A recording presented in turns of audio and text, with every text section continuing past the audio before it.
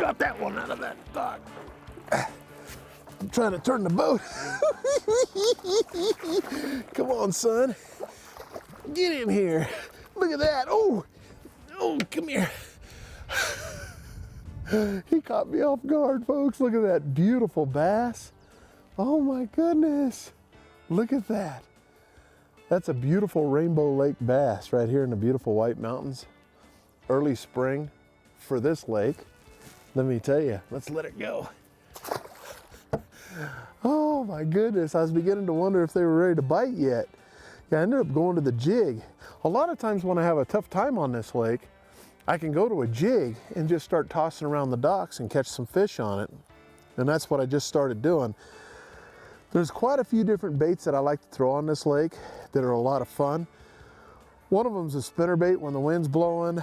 The other one would be obviously the jig, the Cinco, drop shot rigs are fun. But you have to remember that we have a ton of docks on this lake. And with having a ton of docks, you have to be a little bit better, more of a precise caster to be able to get close to these docks to get those bites. A lot of times if you're 3 or 4 feet off these docks, these fish get so pressured, they really don't come out and grab the bait a lot of times. So you gotta be right in there. Sometimes you gotta learn how to skip underneath them, all kinds of different things. And we're in a little cut called, believe this or not, Johnny's Cove. They named it after me because I used to win a lot of tournaments in this little cut. There's more docks in this cut if you take a look than there ever used to be. There used to be just like 2 or 3. Now everybody's making a dock, which is nice. You know, it's fun to be able to dock fish. There's not many places in Arizona that you can even build a house or, you know, anywhere to actually build a house on a lake or have a house on a lake. And Rainbow Lake is one of them you can. But this lake has changed a little bit, and I'll tell you, what they've done is this lake used to have a lot of grass and weeds in it. And it's a shallow lake. It's probably 10, maybe 13 feet deep at its deepest. As soon as they put those grass carp in here, and they put a lot of grass carp in here, it ate up all the carp, or it ate up all the grass. And now it's just, you know, the lake's not even clear anymore like it used to be. There used to be plenty of places for the fish to, you know, spawn and the fry to hide, things like that. But I guess it was aggravating the trout fishermen having to fish through all the weeds. So they got these grass carp in here and it's changed the lake a little bit. The fish tend to relate a lot to the docks now because they don't have weed patches out in the middle of the lake or anything like that. So, you know, we're gonna fish some docks, have a little fun. I'll tell you a little bit of the difference between these docks that might help you when you come out and come fishing here at Rainbow Lake and Pinetop Lakeside. I'll tell you, it's my home lake. I grew up here. I love this lake. We're gonna have a lot of fun today. Stay tuned.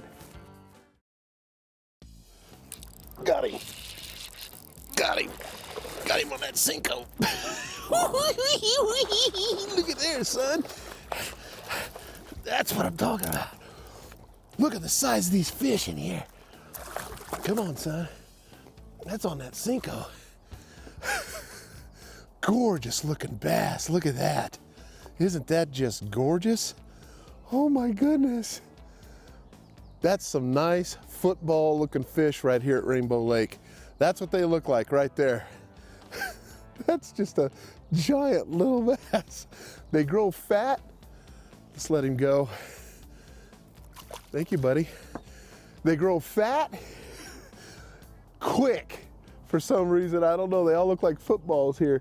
A normal fish that length at say Roosevelt Lake or a lake down in the valley area, that fish would probably only go about, I don't know, maybe 2 pounds or something like that, if you're lucky.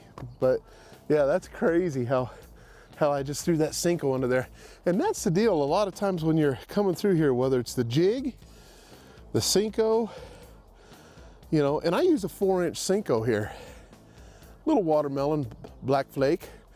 And I'm using a spinning outfit so I can skip it up underneath these docks really good. You can get away with a bait caster, but on something light, like when we're throwing something light like that, you've got to bring out the spinning gear. That's that Nanofill line I love. It's a 12-pound test Nanofill braid line with a 10-pound test fluorocarbon leader. And man, that's fun. You can just watch your bait just take out. You're like, what in the world just happened there? I'm gonna see if I can go on the other side of this dock. Sometimes, and I'll be honest with you, on these, boy, he got me all boogered up here. A lot of times on these docks, there's more than one fish on them. You can look up under there and you're like, man, there's a whole school of fish under there. But here's the deal. We came in here and it's early morning still, so we can go down. And what I like to do, especially when you can't see yet in the morning, things like that, is to just go dock to dock to dock and just kind of toss by them, figure out where the fish are kind of hanging out at. And then when the light level comes up, if the water's halfway clear, which this year seems to be so far a little bit clear. There's some areas that it's real dingy. Main Lake's really clear out here. In these cuts like this, sometimes you can get a little bit dingy, you can't see as well. But that's actually a bonus for you when you want to fish these docks anyways. And let me tell you something else on this jig.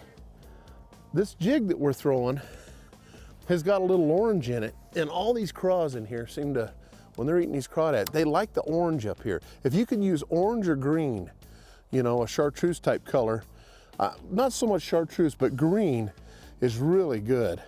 And on that jig, I just have that little Berkeley chigger craw on the back of that thing.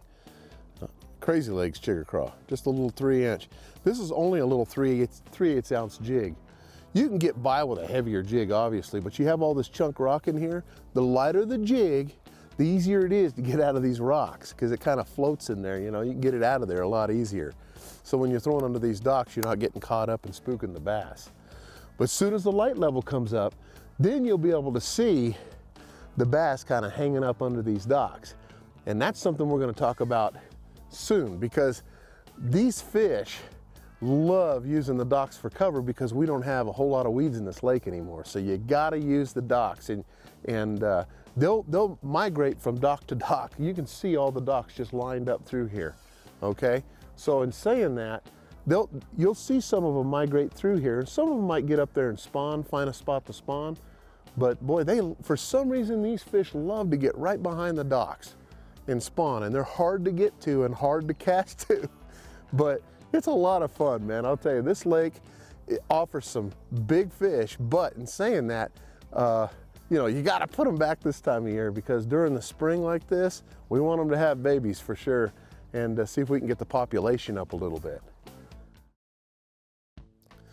You know, there's a lot of docks here to choose from when you start fishing this lake, and I can tell you this, over the years I've learned them pretty good, and some of these docks have the white barrels like way up there in front of me, and some of them have the black floats underneath them, and some of them sit way too high. But the older ones that have the black floats on them early in the season are great. The water warms up quicker underneath there when the sun hits it, and those are the docks that primarily usually hold the fish early in the spring. Now as it starts coming up and that water temperature hits about 60, then they'll hang under those other docks as well, and then it's wide open pretty much.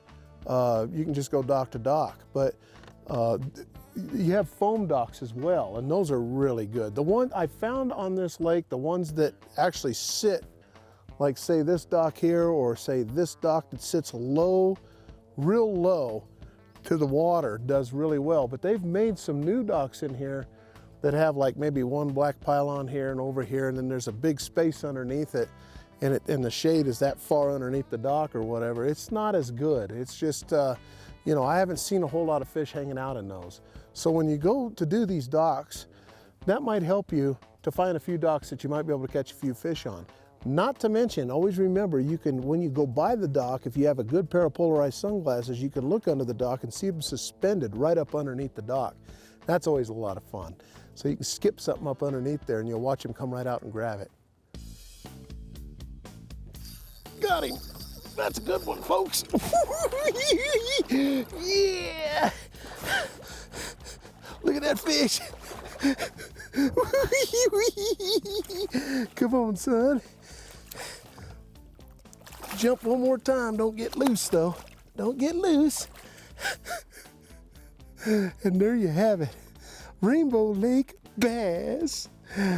Oh my goodness, that sun came up. You can see them hanging under the docks. Look at that beautiful fish. He's, I think, blind in one eye. That's why he's having a tough time getting my bait. Just a gorgeous fish. You know, that's the one thing beautiful about this lake that I love is you go around and you can throw Cincos and stuff against the docks, all that. But the water's clear enough normally to where when the sun comes up, you can put your boat at a certain angle and you're looking into those docks and you're like, hey, there's a fish under there, and you can skip underneath it. Or this particular old wood dock has been here forever. It used to come out here a little farther, but I've caught a lot of fish off this, and it's real shallow in there, but they're using that shade to get up underneath there and to hide, basically. So that's really cool to be able to, you know, I just happened to go by and the angle that I was at, I was able to see the fish. Threw some certain things in there, but guess what I caught him on? That little limit out craw. And I'll tell you what, that little limit out craw from Arizona Custom Baits is an awesome little bait to throw. I'm throwing it on a little, believe it or not, a little drop shot. And what I'm doing, a real short leader, is I'll swing it up underneath the docks and let it fall down when I see them. And usually with that craw suspended, then I let the rod tip fall down and then bring it up and shake it a little bit. It's got such a great little, look at that little action on that craw. I don't know if you can see it or not, but as I just shake it a little bit, it's just so, got a lot, and it's got a pincher missing. But you can imagine leaving your weight on the bottom and just sitting there shaking that bait and then letting it fall. It just looks so good in the water. And I'll tell you, caught quite a few fish on it, but it is so fun to watch those bass. I can't stand it. It's like little candy to them. A little tiny craw looks like candy. But I'm gonna tell you something though, it's really important on this lake. These fish aren't nearly as line weary as a lot of the clear lakes. So if you're gonna drop shot here, use 8-pound test line around these docks. You'll be lucky if you don't lose some big fish, you know. I've been using spinning outfits so I can skip up under docks and things like that, be precise over the years. Not that I can't skip a jig or something once in a while under the dock, but man, a lot of it's weightless type baits that I want to throw in here, and unless I'm drop shotting. And now that we've got rid of a lot of weeds, you can jig and things like that, but right now before the fish start really moving up good, they like to hang under all these docks. And I mean, we have, I'm just gonna guesstimate probably 50 ducks on this body of water. But the other thing about this body of water is usually at the end of May, it's done. And it gets so low you can't launch a boat. You can't use your big motor up here. It's a 10 horse only, I believe. And so all us Bass Club members use the trolling motor, that's it. Hence the reason why next gen lithium batteries is the best way to go, let me tell you, because I can get around on those lithium batteries and I never have an issue. I've really enjoyed having those, but I'll tell you what, the lake's not so big you can't get around on the trolling motor and just check everything out. It's so much fun.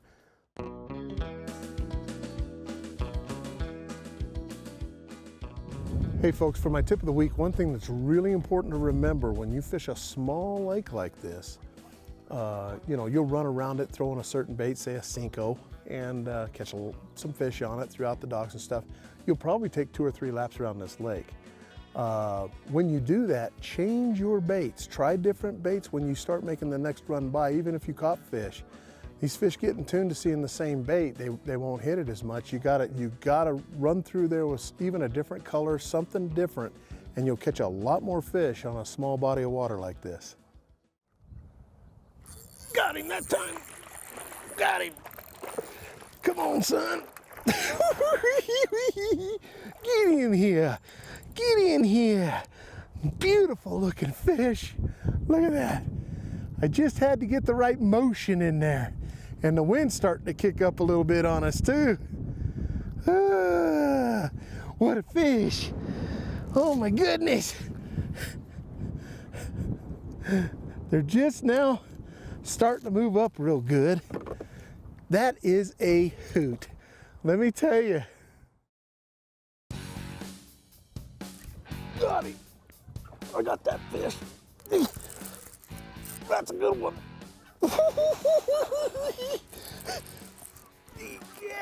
That's a giant.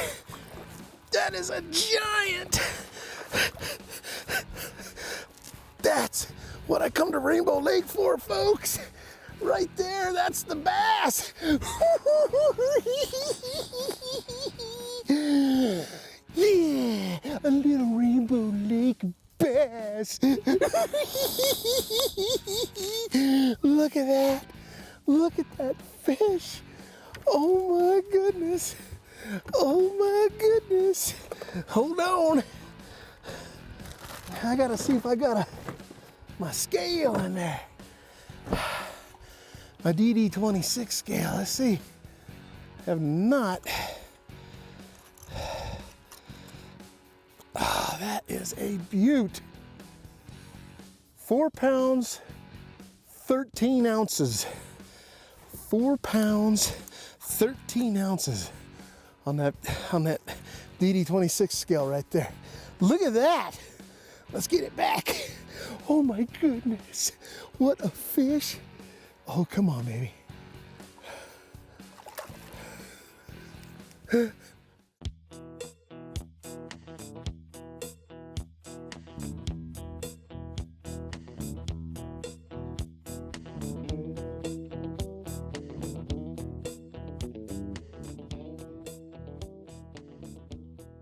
Oh my goodness, that was fun. Let's find more like that. You know, Rainbow Lake offers a lot of fish. I had fun today. You know, the deal is you're gonna have to come here. You gotta be versatile. Pick up your drop shot, pick up your Senko, pick up your little, I don't know, a twitch fish works great, spinnerbait, jig. You know, you've seen us catch on a few. We're kind of, most people call it junk fishing, but that's all we do up here a lot of times. It's hard to take one bait and just go down the bank and think you're gonna just catch them all. You know, you gotta be versatile, you know, fish what you're fishing. You know what I'm saying?